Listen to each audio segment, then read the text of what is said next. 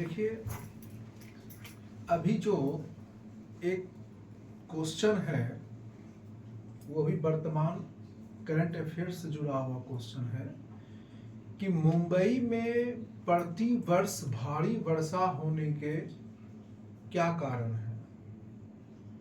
प्रति वर्ष भारी वर्षा और बाढ़ से मुंबई का जनजीवन काफी प्रभावित होता है। इसके प्रमुख कारणों पर चर्चा करें। प्रश्न को मैं दोबारा बोल दूं कि मुंबई में प्रति वर्ष भारी वर्षा होने के क्या कारण हैं और प्रति वर्ष भारी वर्षा और बाढ़ से मुंबई का जनजीवन काफी प्रभावित होता है। इसके प्रमुख कारणों पर चर्चा करें। देखिए, सबसे पहले जो है इसके दो कारण हैं, भौगोलिक कारण है और मानवीय कारण है। मुंबई में जो भारी वर्षा होती है प्रत्येक वर्ष और बाढ़ की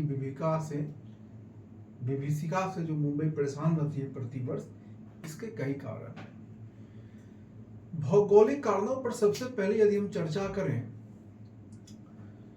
तो मुंबई की भौगोलिक स्थिति हम देखते हैं कि भारी वर्षा के लिए मुंबई में सबसे पहला जो उत्तरदायी कारण है पश्चिमी घाट पर्वतमाला की स्थिति। देखिए, पश्चिमी घाट पर्वतमाला जो गुजरात के तट से लगती है और मालाबार तट केरल तक जो है यह फैली हुई है पश्चिम घाट पर्वतमाला। इस पर्वतमाला के जो है मुंबई जो है पश्चिमी घाट पर्वतमाला के जो है पूर्व में स्थित है। पश्चिमी घाट पर्वतमाला से जब अरब सागर से जब हवाएं चलती हैं और पश्चिम घाट पर्वतमाला से टकराती हैं और टकराने के बाद यह हवाएं ऊपर उठती हैं और जो है जिससे संघनित होकर के जो है यहाँ मुंबई और पश्चिम घाट जो है तटीय इलाकों में भारी वर्षा कराती है। तो पहला कारण क्या है कि पश्चिमी घाट पर्वतमाला के जो है ये पश्चिम दिशा में मुंबई की स्थिति है, इस कारण से भारी वर्षा होती है।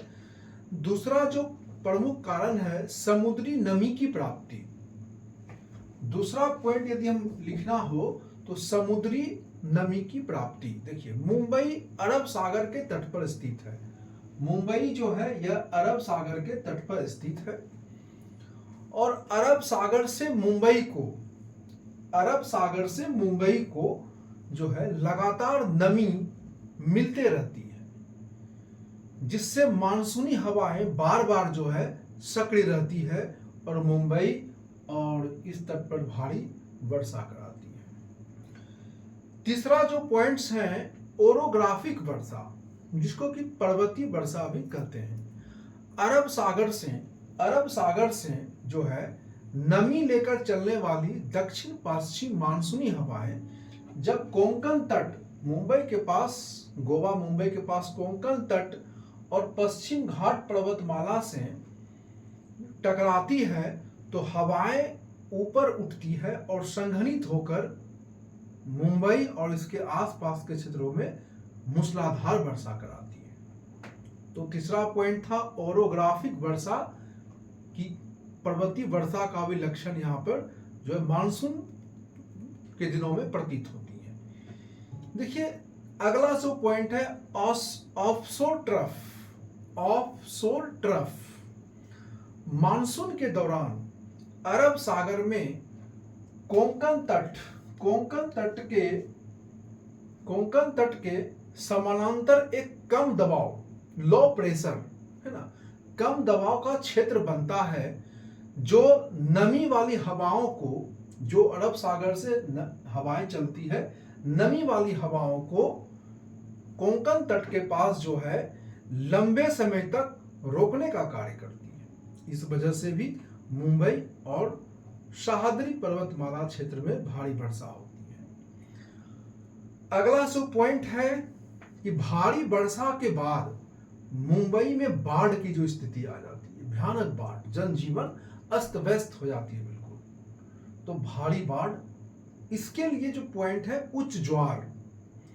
देखिए, जब मूसलाधार वर्षा होती है मुंबई और इसके आसपास, तो समुद्र में उच्च ज्वार है ना, चूंकि समुद्र तट पे स्थित है मुंबई, तो उच्च ज्वार उत्पन्न जब होती है, तो उच्च ज्वार की वजह से मुंबई और इसके आसपास के इलाकों में जो वर्षा होती है, बरसात की पानी जो है वो समुद्र में नहीं बह पाते, निकास नहीं हो पाता है, क्योंकि उच्च ज्वार जो है बरसात के पानी को रोक देती है और मुंबई में जल जमाव की स्थिति उत्पन्न हो जाती है। तो उच्च ज्वार मुंबई में जल जमाव के लिए जो है काफी उत्तरदायी है, जिससे सड़क और निचले इलाकों में बाढ़ जैसी स्थिति बन जाती है।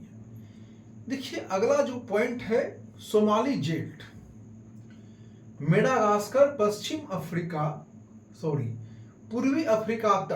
पूर्वी अफ्रीका तट से जो है, ये अरब सागर से दूर पूर्वी अफ्रीका तट के पास जो है, मेडागास्कर के पास जो है एक सोमाली जेट की उत्पत्ति होती है। और यह सोमाली जेट जब अरब सागर में दक्षिण पश्चिम मानसून के साथ प्रवेश करती है, तो सोमाली जेट को नमी एक्सप्रेसवे कहते हैं सोमाली जेट को। जो यदि सोमाली जेट मजबूत हो तो दक्षिण पश्चिम मानसून के साथ जुड़ करके जो है मुंबई और पश्चिम घाट पर्वतमाला क्षेत्र में घनघोर वर्षा जो है कराने के लिए उत्तरदायी होती है। तो सोमाली जेट भी इसके लिए उत्तरदायी है। अगर ये सब भौगोलिक कारण थे, मुंबई में बाढ़, लगातार वर्षा, प्रतिवर्ष भारी वर्षा के लिए ये जितने भी हमने बिंदुवार चर्चा की, ये सब भौगोलिक कारण है। मानवीय कारणों की बात करें तो मानवीय कारण उतनी उत्तरदायी नहीं है जितनी कि भौगोलिक कारण उत्तरदायी रहती है मुंबई में अधिक वर्षा और बाढ़ के लिए। तो आगे की क्लास में जो है हम सोमाली जेट पर चर्चा करेंगे कि सोमाली जेट क्या है।